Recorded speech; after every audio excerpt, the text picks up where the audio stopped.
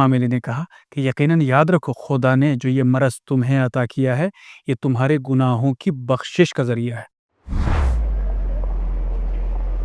راہ ہدایت، معصومین علیہم السلام کے اقوال۔ بسم اللہ الرحمن الرحیم۔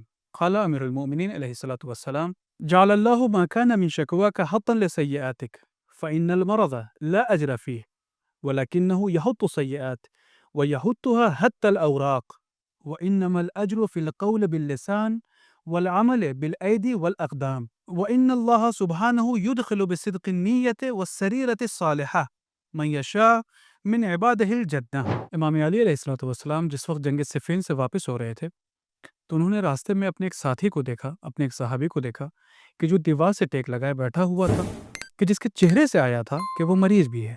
امام علی نے پوچھا کہ اور کیا حالت ہے، کیا خبر ہے تمہاری؟ اس نے کہا مولا میں مریض ہوں۔ تو امام نے کہا کیا اس مرض سے ناراض بھی ہو؟ تو اس نے کہا مولا چاہتا تو یہی تھا کہ صحت و سلامتی کے ساتھ زندگی بسر کرتا رہوں، لیکن مریض ہو گیا۔ تو امام علی نے کہا کہ کیا تمہارا یہ عقیدہ نہیں ہے کہ یہ مرض اللہ کی طرف سے ہے؟ اس نے کہا جی مولا بالکل یہ خدا کی طرف سے ہے۔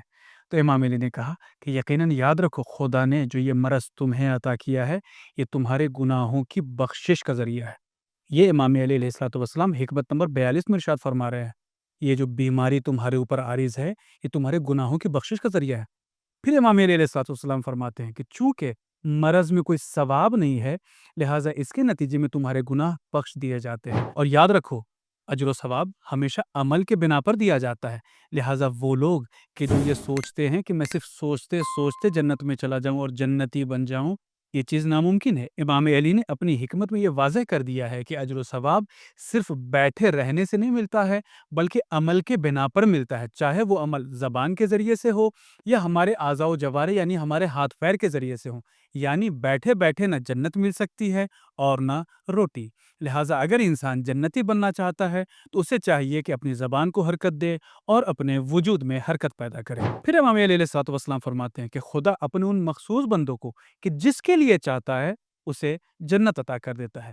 خدا ہمیں توفیق دے کہ ہم بھی منظور نظر اہل بیت علیہم الصلوۃ والسلام قرار پائیں اور اس قانون کے تحت زندگی بسر کر پائیں کہ جس قانون کی تعلیم امام علی علیہ الصلوۃ والسلام نے اپنی اس حکمت میں ہمیں دی ہے۔